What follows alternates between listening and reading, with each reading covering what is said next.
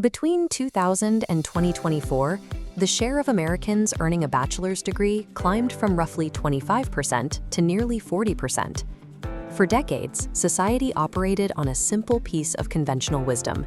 Going to college and earning a degree, especially in a technical field, would automatically protect you from the ups and downs of the broader labor market. But right now, 41.5% of recent college graduates are underemployed, working in roles that don't actually require the degrees they spent 4 years earning. And Americans who hold a college degree now make up a record 25% of all unemployed workers in the country. As millions more students entered the workforce with diplomas in hand, the credentials stopped being a rare signal of expertise. It became a baseline expectation, pitting degree holders against each other for the exact same entry-level roles. According to first quarter 2026 data from the Federal Reserve Bank of New York, recent college graduate unemployment has sat higher than the national average for 5 consecutive years. This line graph tracks unemployment rates by education level. By September 2025, the unemployment rate for recent grads reached 9.7%, a number statistically identical to 20 to 24-year-olds who held only a high school diploma. This chart breaks down 2026 unemployment by college major. Anthropology sits at the far end, carrying a 9.4% rate. But look what's right behind it. Computer engineering is at 7.5%, nearly double the 3.9% average across all other majors. For 10 years, the loudest career advice was to study something technical to secure your future. The fact that those exact STEM fields are now leading the unemployment data leaves current students without a clear map for what actually works. Labor analysts evaluating the 2026 market flagged between 77% and 96% of entry-level tasks in fields like computer science, finance, and business administration for high automation risk. The corporate middle layer has always relied on junior employees to run spreadsheet models, draft basic reports, and write entry-level code. Current AI tools handle these specific sorting and formatting tasks almost instantly. Companies are still aggressively recruiting senior talent to guide investment strategy or manage complex fintech projects. They simply stopped hiring the massive armies of junior analysts they used to need to build out the foundational slide decks. Graphic design provides a highly visible example of this labor compression.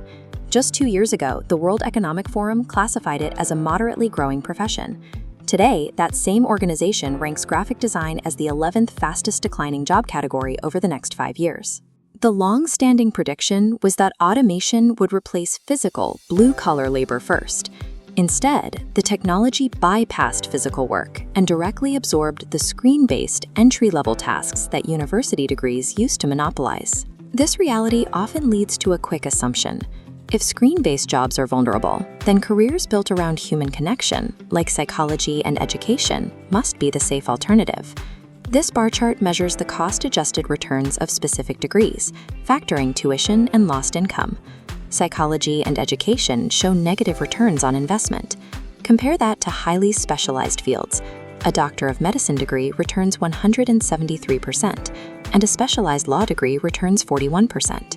The data shows that economic vulnerability isn't determined by whether a job involves talking to people.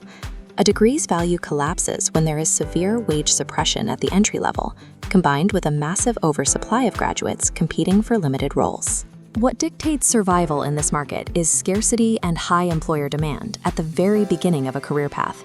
Labeling any major as strictly human-proof ignores the underlying economics of how entry-level hiring actually functions.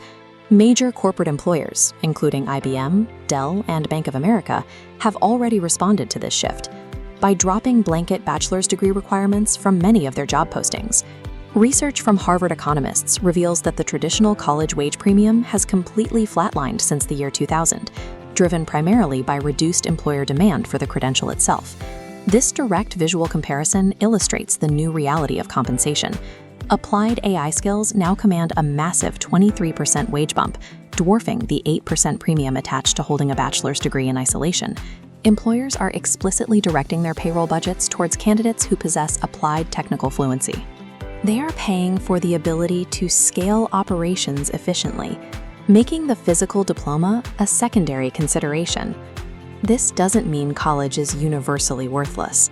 highly specialized degrees are still paying off, but the diploma alone stopped being the thing that separates you from the competition.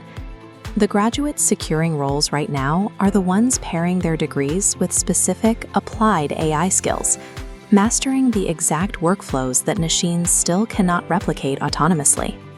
If you're in school right now or choosing a major, comment what you're studying below. I'll tell you honestly what the 2026 data says about it. And if you missed it, go back and watch the video right before this one. It covers the specific free AI skills that are proving to be the actual differentiator in this market, whether you have a degree or not.